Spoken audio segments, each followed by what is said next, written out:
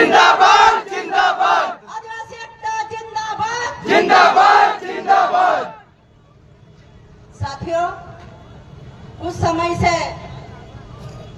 हमारे समाज की महिला पुरुष हमारे साथी आज जो संघर्ष कर रहे हैं समाज के लिए और समाज के बेटों के लिए और हमारी बहनों के लिए, आज देवास जिले की धरती पर मैं आज ये तीसरा या चौथा आंदोलन है, मैं यहाँ पर शामिल हुई। बड़े दुख की बात है कि बार बार इस देवास जिले की धरती पर मुझे आना पड़ रहा है। कब तक हमारे आदिवासियों के साथ अत्याचार होता रहेगा? ये हम प्रशासन से पूछना चाहते हैं। ये प्रशासन किसके इशारों पे चल रही है? किन दलालों के इशारे पे चल रही है?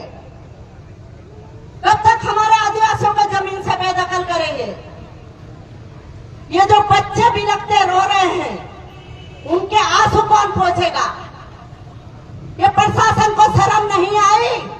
फॉरेस्ट विभाग के अधिकारियों को समझ में नहीं आई कि हमारे गरीब आदिवासियों के झोपड़े तोड़े गए, घर मकान तोड़े गए, उन्हें बेघर किया पानी बारिश में। किसके आदेश से तोड़े गए और क्यों तोड़े गए? क्या आपको अधिकार है किसी गरीब का झोपड़ा तोड़ने में और मकान तोड़ने में? एक महिला का घर, उसके घर को तोड़ा गया। एक महिला का अपमान हुआ, एक परिवार का अपमान हुआ, इस आदिवासी का अपमान हुआ। आपको अधिकार नहीं है यहाँ की प्रशासन को गरीब आदिवासियों के साथ अत्याचार करने का। इसके लिए आज जो हमारी मांगे हैं वो पूरी होना चाहिए, और नहीं तो हम यह निरंतर यह आंदोलन जारी रहेगा। आज हमारी बहनें भी आई है, हम यहीं खाना बनाएंगे, यहीं खाएंगे और यहीं रहेंगे।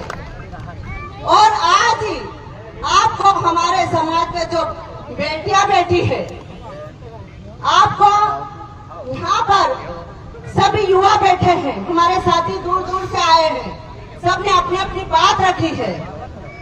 ये हमारे समाज का अधिकार है कि भाई मध्य प्रदेश में जब जंगल जमीन की लड़ाई हमारे समाज के युवा लड़ रहे हैं, संवैधानिक अधिकार से लड़ रहे हैं, ट्राइबल क्षेत्र है, हमारा अधिकार है, फिर भी प्रशासन को समाज से बाहर है। पता नहीं ये कौन सी बुक से पढ़ के आए हैं। ये जो अधिनियम है, वन अधिनियम, तो इसको इन्होंने ताक में रख दिया है। ये इनकी मर्जी से, ऊपर के दबाव से आके ये मनमानी तरीके से हमारे लोगों पे अत्याचार कर रहे हैं। इनको भी सजा मिलना चाहिए, अधिकारियों को मिलना चाहिए। इस बारिश के मौसम में जब एक गरीब परिवार को उजाड़ा है, उन पशु पक्षियों को, उनके माल ढोर को, उनके जो रहन सहन पूरी व्यवस्था है एक परिवार की, उसको बेघर करने का अधिकार प्रशासन को नहीं है। यहाँ के कलेक्टर, एसडीएम, डीएफओ, एसपी सभी की जिम्मेदारी बनती है कि उसका मकान आज ही बना के दे, क्योंकि तोड़ने के लिए तो हजारों मशीनें लग जाती और बनाने के लिए समय नहीं है आपके पास। ये प्रशासन सुने और ध्यान दे। आज हम अगर हमारे जिसका घर तोड़ा उसका घर नहीं बना के दिया, नहीं दोगे तो हम यहाँ से नहीं जाएंगे। हम समाज हमारी व्यवस्था करके बैठे हैं। कहीं न कहीं ये इसी प्रकार अत्याचार बढ़ रहा है। खास करके देवास जिला में हमेशा ऐसी, हमारे रामदेव भाई ने पहले भी संघर्ष किया, उनके खेतों में भी गड्ढे खोद दिए गए, तब भी हम संघर्ष करें। तो ये कहीं न कहीं रवैया, सौतेला व्यवहार एक मध्य प्रदेश सरकार और प्रशासन हमारे आदिवासी के साथ कर रही है, तो ये बर्दाश्त नहीं होगा साथियों। अभी हमें एकजुटता के साथ प्रशासन और सरकार से लड़ने की जरूरत है, क्योंकि अभी देश भर में देखा जा रहा है, अभी प्राणपुर के क्षेत्रों में भी हमारे गरीब आदिवासियों के घर उजाड़े जा रहे हैं, कई जमीनें लूटी जा रही है।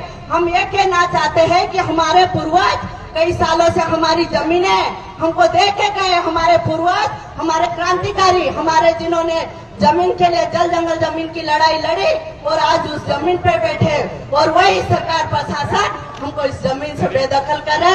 लेकिन हम भी हमारा अधिकार और हमारे जल जंगल जमीन के लिए लड़ते रहेंगे साथियों। इन काले मुंह कुत्ते हमको ये जमीन बोल रही हूँ, लेकिन ये दर्द की बात है कि हर क्षेत्र में आदिवासियों की जमीनें छीनी जा रही है। भोले भाले हमारे लोगों के पास 100 साल का कब्जा है, लेकिन उनको नोटिस देके उनको बेदखल किया जा रहा है। किस अधिकार से आप लोगों ने किस अधिकार से उनको बेघर करे? तुम पट्टा दो, उनके बाजी बना के दो, ये आपका विभागों का काम है। 10 बार वो चौखट पे दौड़ के जाते एसपी तहसील कार्यालय एसडीएम कार्यालय उनको बना के नहीं दिया जाता है। तो ये हमारे जो बहनें हैं ये लेके जाते आवेदन लेके जाते कि हमको पट्टा चाहिए।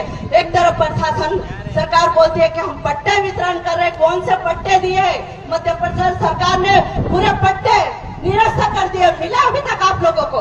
नहीं मिला। शासन का योजना का लाभ हमारे लोगों तक नहीं मिल रहा, लेकिन हमारे लोगों के नाम से उद्योगपति और बड़े बड़े सब सेठ साहूकार लोगों ने फायदा लिया हमारे लोगों के नाम से।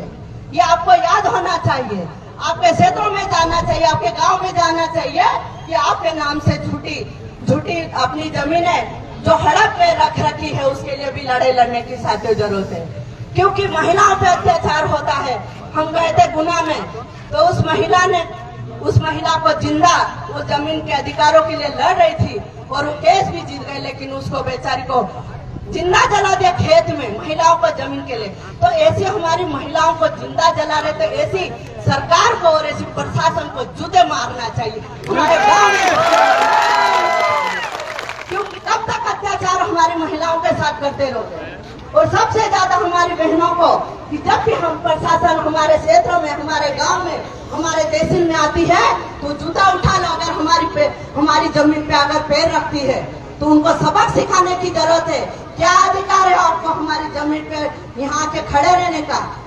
जब हम प्रशासन से मांग करते हमको योजनाओं के लाते, आप बड़े बड़े बैनर पोस्टर महिलाओं के, लाडली बहना, बेटी बचाओ बेटी पढ़ाओ, तो कौन बचा है यहाँ पे? समाज। यहाँ समाज नहीं बच रहा है। समाज को यहाँ धरती पे बैठ के आंदोलन करना है साथियों, आंदोलन कर रहे हैं, तो कहाँ बचा समाज? हम लड़े जा रहे हैं, लेकिन सरकार को एक जू नहीं रहने रही साथियों। तो हमको लड़ने की जरूरत है साथियों। आपस में मत लड़ो।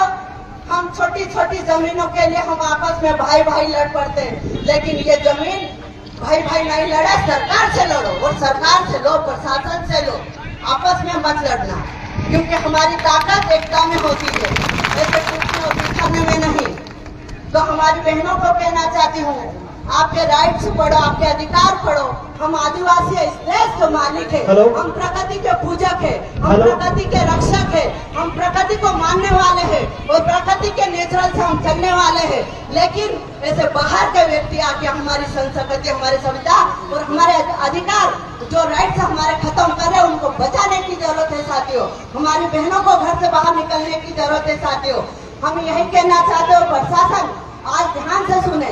हमारे जो इतने युवा जाबाज साथी जो देवास के हैं वो लड़ रहे हैं, उनके साथ हम कंधे से कंधे मिला के चलेंगे और हमारे समाज का अत्याचार बढ़ रहा है इसको रोकेंगे। और आज के बाद कभी इस देवास जिले में किसी भी प्रकार के हमारे आदिवासियों के साथ, किसी जमीन के साथ, किसी महिला के साथ अगर बर्बरता करी तो उसको हम नहीं छोड़ेंगे। यहाँ से चेतावनी देते हैं और हम आज कलेक्टर और एसपी साहब से बात करेंगे कि जिस प्रकार से घर तोड़ा है वही आज की आज उनको मकान झोपड़ा बना के दे, अन्यथा हम यहाँ से नहीं जाएंगे। यही कहना चाहती हूँ साथियों। बात तो बहुत है, लेकिन हम प्रशासन की भी सुनेंगे वो क्या कहना चाहते हैं। और जो आप लोगों ने भी बात रखी होगी समझते हैं उनको, पर हम लड़ेंगे, जीतेंगे, लड़ेंगे, लड़ेंगे। प्रशासन तक अगर मेरी आवाज